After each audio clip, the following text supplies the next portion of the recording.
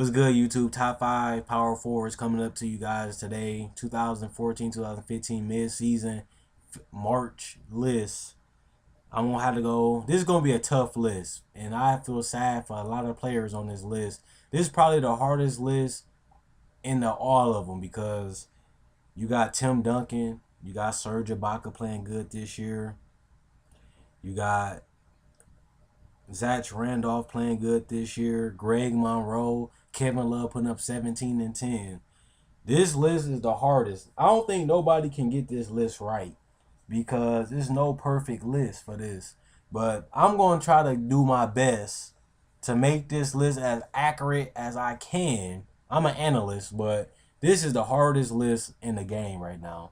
And this list is not completely accurate. It's just my opinion. But I'm going to try to base it on a breakdown to the best ability to show why I picked these players. Now, Tim Duncan, Zach Randolph, Paul Millsap, and Ibaka are all in the number 5. There's a lot of honorable mentions, but this probably might sound crazy.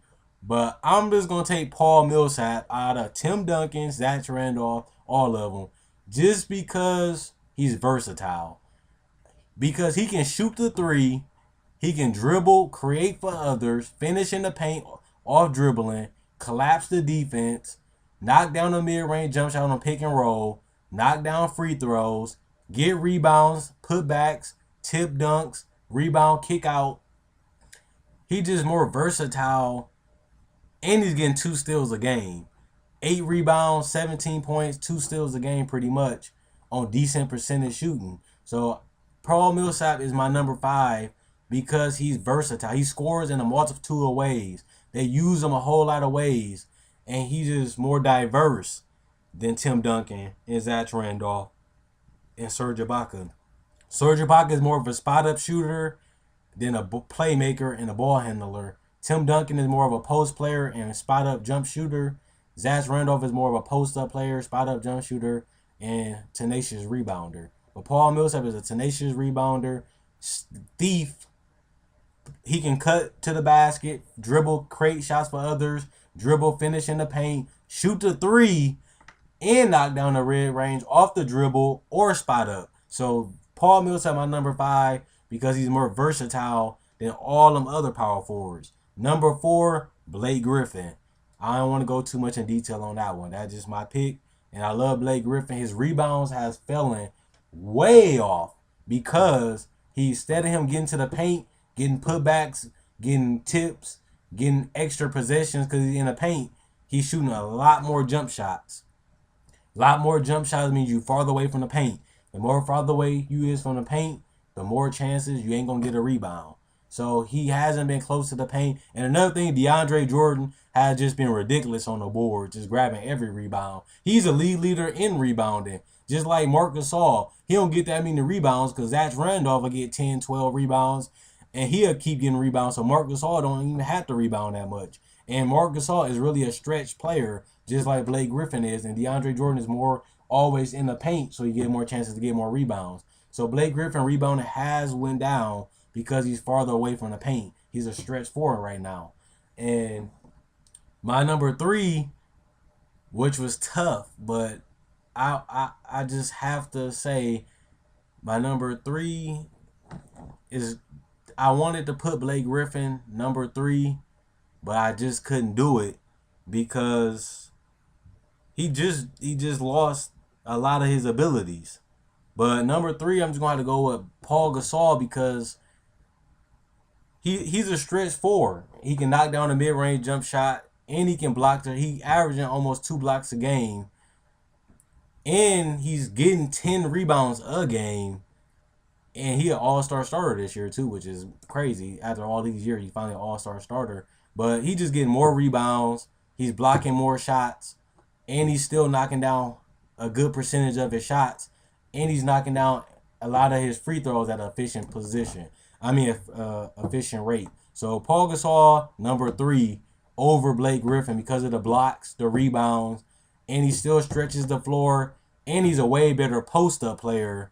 And I think Blake Griffin a better playmaker, but I think Paul Gasol is a better post-up game than Blake Griffin. So Blake Griffin usually will be way better than Paul Gasol, but this year I want to go with Paul Gasol over Blake Griffin. I know I'm gonna get a lot of hate for that, but that's just my opinion. Number two, now this is obvious, is LaMarcus Aldridge. LaMarcus Aldridge has been tearing it up this year.